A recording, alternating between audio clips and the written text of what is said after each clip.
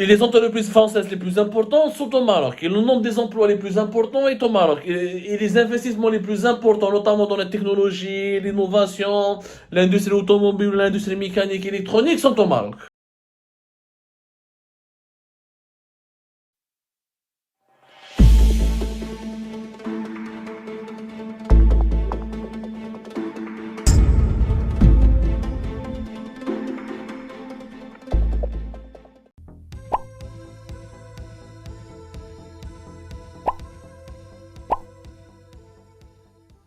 Nous allons terminer cette journée avec une récap sur la journée de visite de la grandiose, voilà, de la colossale, de la délégation française XXL qui est à Alger depuis hier le 9 octobre 2022, conduite par la première ministre française Elisabeth Borne. Donc il y a eu le fameux CHIN, le comité intergouvernemental de haut niveau entre les dirigeants français et algériens. Il y a eu plusieurs rencontres bilatérales entre le gouvernement, les membres du gouvernement algérien et le gouvernement français.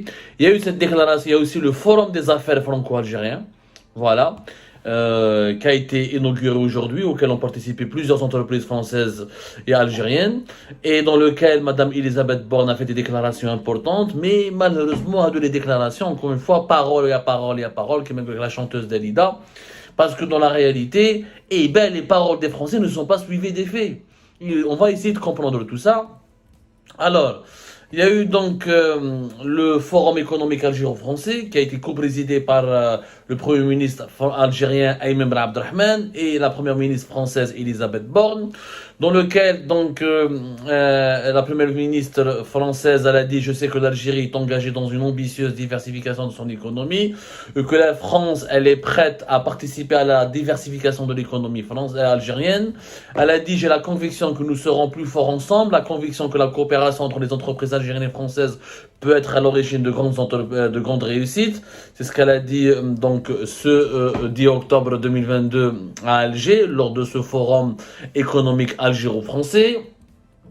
La ministre française, elle parle de symboles forts dans lequel, grâce à de ce forum, elle parle de l'importance de la rencontre entre les entrepreneurs des deux rives. Elle a dit que elle a parlé aussi que le commerce ou l'activité économique fait partie des fondements d'une relation renouvelée entre l'Algérie et la France, et qu'il y a un pacte d'avenir pour nos pays, pour nos peuples, pour nos jeunesses. La France a toujours été un partenaire majeur de l'Algérie, le second en termes commercial, avec un volume d'échanges qui ne cesse d'augmenter, et surtout le premier investisseur hors hydrocarbures en Algérie. Ça reste à déterminer. On va parler de la problématique des chiffres en Algérie.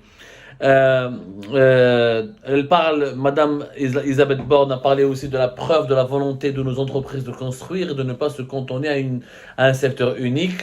Il s'agit de bâtir des liens durables et mutuellement bénéfiques dans tous les domaines. Bon, des belles paroles, encore une fois, très belles paroles. Ils ont parlé de la nouvelle loi sur l'investissement en Algérie, que les entreprises françaises, il y avait le MEDEF, la principale organisation patronale française, la plus grosse organisation patronale française. Les patrons, certains patrons français ont promis que nous allons nous intéresser. Les entreprises françaises s'intéressent au marché algérien et tout. Maintenant, on regarde la réalité. Parce que bon, la France a dit qu'elle est pour le premier investisseur hors hydrocarbures en Algérie. La Turquie affirme la même chose. Depuis 2020-2021, c'est la Turquie qui affirme être le premier. Bon, les chiffres officiels du gouvernement algérien ont tendance à relativiser la réalité ou à exagérer la réalité. On n'a pas encore, en tout cas, avec exactitude, les véritables chiffres. Mais quand on prend les investissements français en Algérie, il y a effectivement 500 entreprises françaises implantées en Algérie et qui ont créé 40 000 emplois directs. Renault, Sanofi, Peugeot, tout l'ensemble des entreprises françaises, Lafarge, etc. Ça représente 40 000 emplois directs. Bon, on va comparer, je sais pour énerver un peu les Algériens, mais ça va les énerver, mais c'est une réalité, parce que, voilà, on nous dit que, parce que lors de ce forum, il y avait 70 entreprises françaises qui ont participé officiellement à ce forum économique algéro-français à Alger. Maintenant, la France prétend qu'elle veut aider l'Algérie à diversifier son économie. Pour le moment, le pays que la France aide le plus, ce n'est pas l'Algérie, c'est le Maroc. ماشي نتفاهموا مليح. Et dès les entreprises françaises ont créé en Algérie 40 000 emplois, au Maroc, les entreprises françaises ont créé 100 000 emplois. S'il y a 500 entreprises installées en Algérie, au Maroc, il y en a 900 entreprises françaises. 900 entreprises. Les échanges économiques entre le Maroc et la France ne cessent d'évoluer. Ils ont évolué de 4,5%, passant de 5,7 milliards d'euros en 2017 à 9,92 milliards d'euros en 2020. L'Algérie, comme le Maroc reste un partenaire très important, sauf que nous vendons que des hydrocarbures à la France et elle nous vend beaucoup de machines et beaucoup de produits industriels et de produits transformés. Mais nous parlons de la création d'emplois. Pour le moment, les plus grandes usines d'industrie de voitures sont au Maroc. Les meilleurs investissements français sont au Maroc. 100 000 emplois au Maroc, 40 000 emplois en Algérie. Wallahi, l'aide concrète, wallahi, l'aide française pour la diversification de l'économie algérienne. Moi, je vois que tous les projets les plus intéressants, l'aéronautique, l'industrie automobile, l'industrie pharmaceutique, le tourisme, l'enseignement et l'éducation, les finances, les meilleurs investissements français vont vers le Maroc. Ils ne vont pas vers l'Algérie. Et les entreprises françaises les plus importantes sont au Maroc. Et le nombre des emplois les plus importants est au Maroc. Et les investissements les plus importants, notamment dans la technologie, l'innovation, l'industrie automobile, l'industrie mécanique, électronique, sont au Maroc. Il y a un déséquilibre total.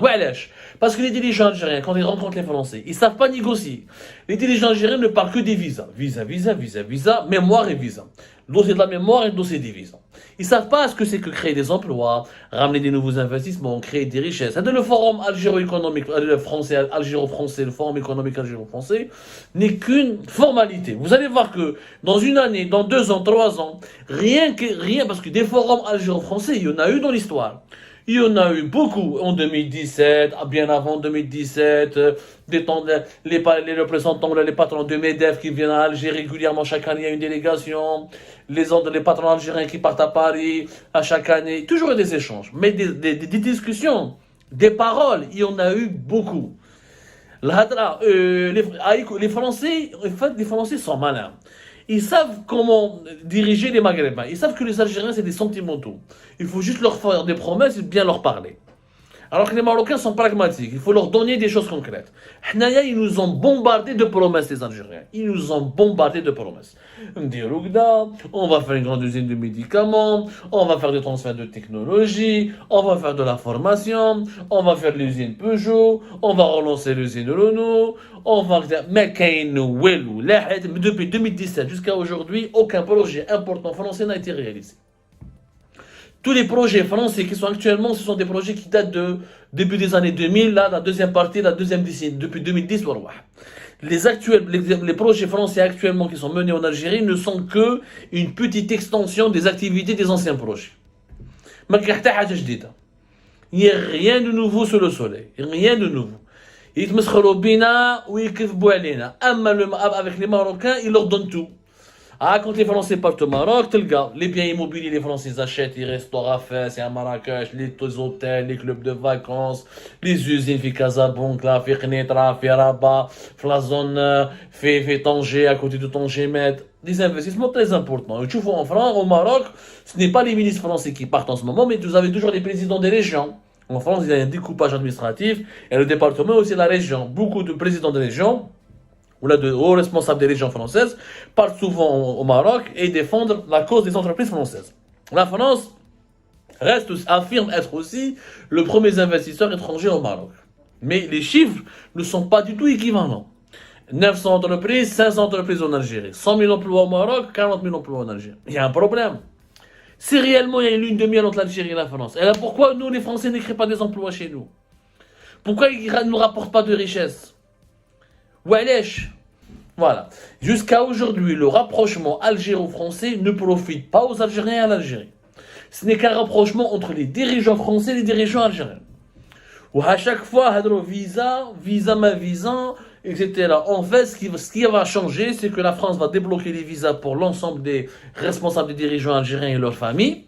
et pour les étudiants et les artistes et quelques hommes d'affaires vont profiter, mais ce sont essentiellement les clients du régime algérien qui vont profiter de cette nouvelle politique des visas avec de nouvelles largesses. Là, les restrictions qui étaient imposées aux dirigeants algériens, à leurs familles, aux militaires algériens, à leurs familles durant l'année 2020 et 2021 seront progressivement levées, pour ne pas dire définitivement levées, à partir de cette fin d'année, à partir de cette fin d'année 2022. Mais en termes d'échanges économiques, d'investissement, de création d'emplois et de richesses, la hayata liman tunadi.